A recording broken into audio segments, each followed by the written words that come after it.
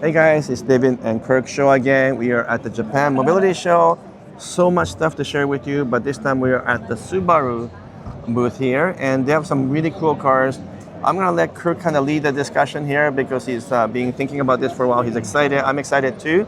But Kirk, tell me a little bit more about this one, which might be the most important car to talk about. Sure. And before I get into this, I was there for the press conference. Subaru was saying, hey, we have two major brands. We have Wilderness for adventure, right? Which is here in full fashion today. Over there, yeah. And then STI, which is their performance. So they have kind of this balance of adventure and performance. Now we've been missing STI in the United States since 2021. It's probably been about the same in Canada. Yeah. All right, we still have the WRX, but it's not quite.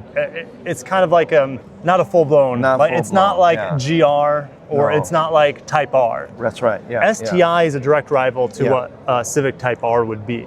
But there are some huge differences here. And it looks like Subaru is ready to relaunch STI, right? They're ready. And the funny thing is, you say STI has been absent from the US for a while. Well, Wilderness, which we do have, has been absent from Japanese market. So this is the first time Wilderness being introduced for Japanese they're debuting market. that's awesome. That's right. Yeah. So let's talk about this one. In Japan, they still have some STI-like models, like Lavorg, for example, kind of that wagon. And I previewed on my channel a month or two ago that we're getting some rumors from Japan about STI making a comeback in the form of a wagon. And we haven't had a wagon STI for probably over a decade forever, at this point. Well, it's here. And they're calling this the STI B concept, B standing for Boxer engine. And you can see on the hood scoop here, it is Proud like of Boxer. Traditional STIs have a big hood scoop, proud of Boxer. Boxer is their engine technology of the opposing engine, all right, underneath, which has a real low center of gravity. But we haven't seen this engine tuned much past about 270 horsepower that we see in the WRX stateside. This is rekindling that excitement for performance with STI, and we should see well over 300 horsepower with this new 2.4 Boxer engine. And what's really exciting is that, let's say you compare to GR Corolla or Civic Type R, this one is much more kind of rally inspired from my perspective, and it's actually way more radical. If in fact we get this particular version like this, but the hood scoops, the cutout on the hood, the big wings in the back, I mean, it's wild, it's crazy, and hopefully we get something pretty close to this.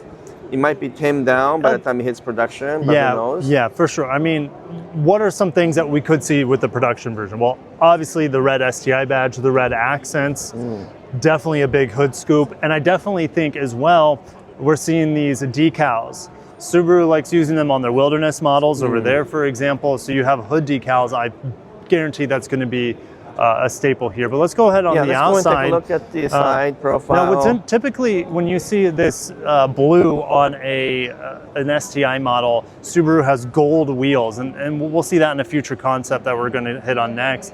They've decided to have more of a traditional gray wheel. Wheels, I think they look incredible. You have a gray STI badged brake caliper there as well with some slotted brakes, and around the wheel is what's really prominent. This is based off of the Impreza hatchback. It used to be Impreza WRX STI, then now this is probably just going to be called STI. They won't call it Impreza. They won't call it WRX. It'll just be STI. Which makes sense. Makes sense. Yeah. Makes sense. Also interesting to note that it's got a full Bridgestone Potenza tires, and then, like you said, silver brakes now, because I think companies are moving away from the red calipers. It's so dirty. Red, yellow, but now it's gray and black and white, sort of coming back. But these bulging fenders are pretty aggressive, right? And they need to be, because the track is wider here. These tires are wider. These are 255 tires, and so they need to have a big wide body over the front and rear tire to cover up the wider set here. And also big lip spoiler front, side spoilers, and then going all the way to the back, big, huge wings, and also still bulging, sticking out fenders. Then we have these sort of aerofoils or kind of rear spoilers in the back. And if you keep on going to the back right here, interesting red accent on the spoiler. which, by the way, it's nice to have it nice and high so the visibility is not affected. That's right, right. And wide stance. So Yep. exhaust in the center, crazy amount of interesting features around the exhaust. Looks good. It looks What do you amazing. think? You know, this is honestly like the STI of my dreams, because I always love the hatchbacks. They're my favorite STIs. And they've also brought in what was this STI staple, which was the massive rear wing. They're always over the top. Massive, yeah. And they just took this to the next. This is the biggest level. wing I've ever seen on a Subaru. It looks awesome. And like you said, it's symmetrical all-wheel drive. This is what will set it apart from something like a Type R, which is a Honda's front-wheel drive. And you know, we haven't looked on the inside. Do you want to take a quick peek to see what what kind of transmission this might have? But manual transmission. manual transmission. And that's what a lot of people are going to be wanting. Yeah, All right. real bucket seats, Yep. racing seats, I should say. Yep. Right. With the red contrast and the red stitching on the steering wheel, the STI badge on the steering wheel. So this one is as production ready as it could be, I think. It's close. Pretty close, I think. And it'll be it could be a Civic Type R killer, right? Or GR Corolla killer. It would be at more least. of a GR because of that all-wheel drive. Yeah. And it could have more horsepower than GR Corolla. GR Corolla is around 300 horsepower, Yeah, right? that's right. Yeah. With close to 300 pound-feet of torque. This being a bigger engine, much bigger engine.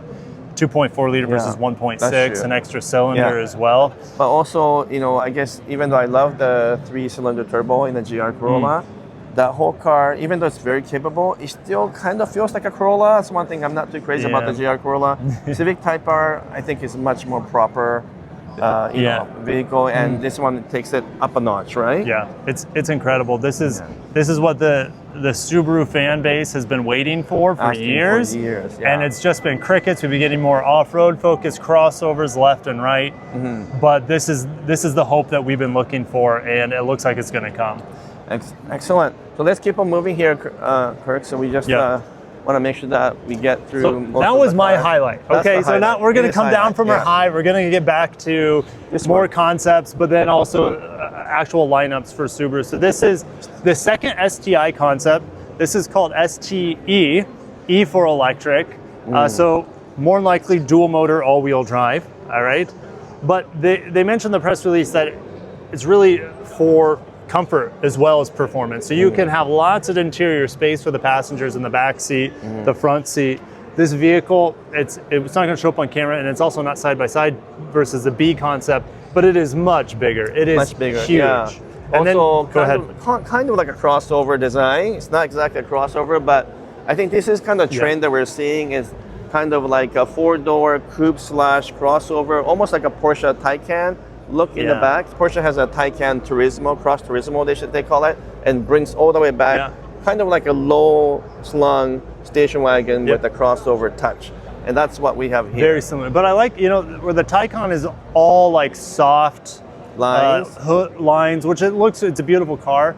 Subaru has much more direct, strong lines that go all the way back and accentuate the rear as well. Now this is totally just a shell. You can see they have cutouts for door handles, but there are no door handles there. Go ahead. But the question is, what platform could this be based on? That's the big question, because there's no obvious platform that I can think of right now. But it's an electric car, right? I'll give you an idea. Okay, what do you think? Here's my idea. All right, we know Subaru and Toyota have been building electric cars together.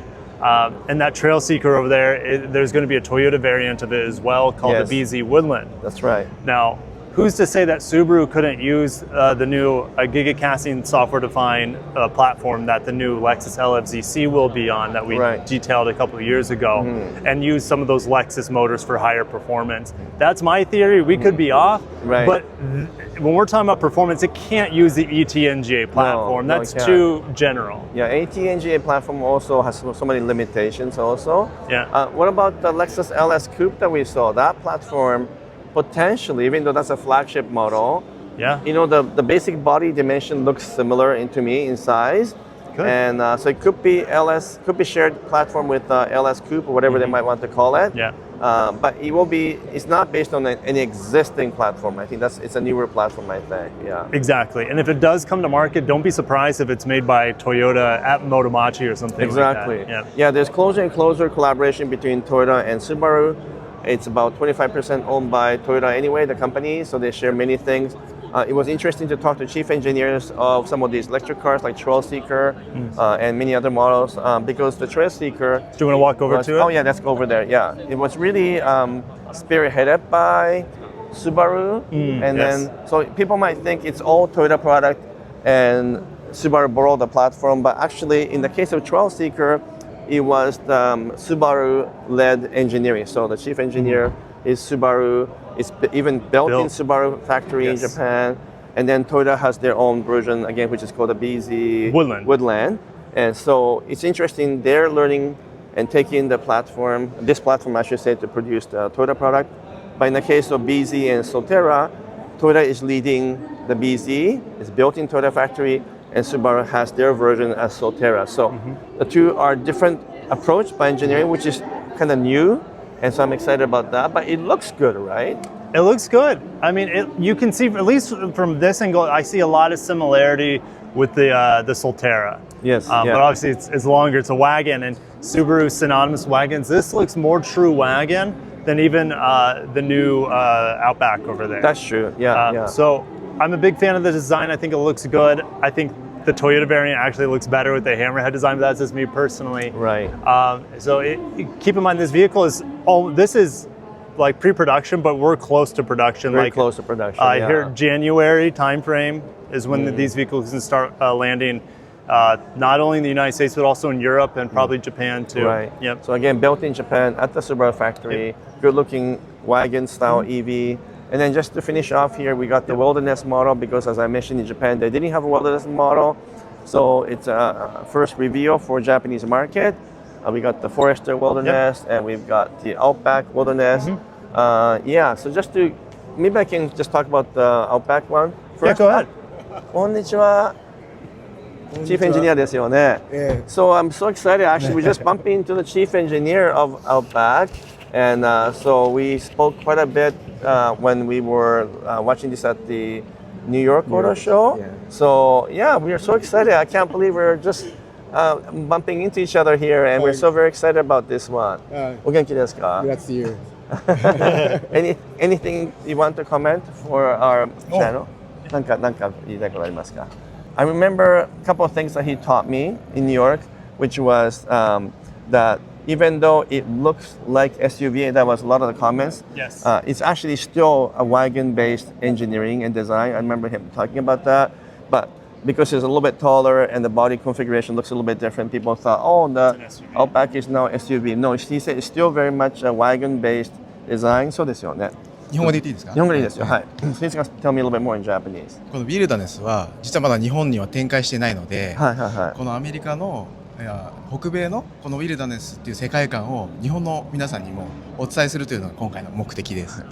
So the main purpose why they have here is because wilderness package is not available in Japan until now. They want to expose and make these available to the Japanese market. Will some of these models be made in the United States and brought over here, or all the Wilderness models? I know that for sure is going to be made in Japan, but these two models, will there be Japanese production for them for your market, or will they be coming from Indiana? インディアナで生産はどこになるんですか？日本のマーケットのやつは。all made in Japan. Okay, so for the Japanese market, we're built in Japan. Or Outback. For Outback. こっちもフォレストは both of Indiana and Japan. In Japan. 日本のマーケットは日本で作るんですよね。日本で売るやつは。そうです。Yeah, so whatever they sell in Japan will be built in Japan. Yeah. That's really neat. Okay, excellent. We should just look at the front for just a minute to finish off because I remember this is so controversial. Like when I posted the video, so many viewers talked about the front and they're not used to it. 前だけ前回のビデオ出したらいろんな人たちがちょっと前が分かんないって言われたんですけど、その辺の説明なんかありますか？そうですね。前の分からないっていうのは前も今までと違うんで、なんか変わったデザインだなってよくコメント言われたんですけども、I just told them that when I posted this video, it was very controversial. The front design, people say I don't understand the front design, so I just asked them to clarify. とにかくこうアウトドアにアドベンチャーに出かけたくなるようなデザインを今回しています。スタイリングとしてしていますと。さらにはこういう表面のテクスチャーはいはいはい。このテクスチャも新たなテクスチャを加えて、より傷ついた時に目立ちにくいような、安心して出かけられるような工夫も入れてます。So they want to make sure that it has a very outdoor-ish design that's ready to go to wilderness. And they put pattern in the plastic molding, so if you get scratched, you can't notice the scratch so much. So you can see, it almost looks like a kind of wood grain kind of look to it. Yeah, so anything you want to ask him, Kirk? Is it possible to modify the, because I think this front end would suit very well for additional protection. So if there's like a brush guard in the front, I think it would look really fantastic, and I think would match it quite well. Is this model configurable with an aftermarket or even a dealer accessory brush guard to accessorize and strengthen the front end?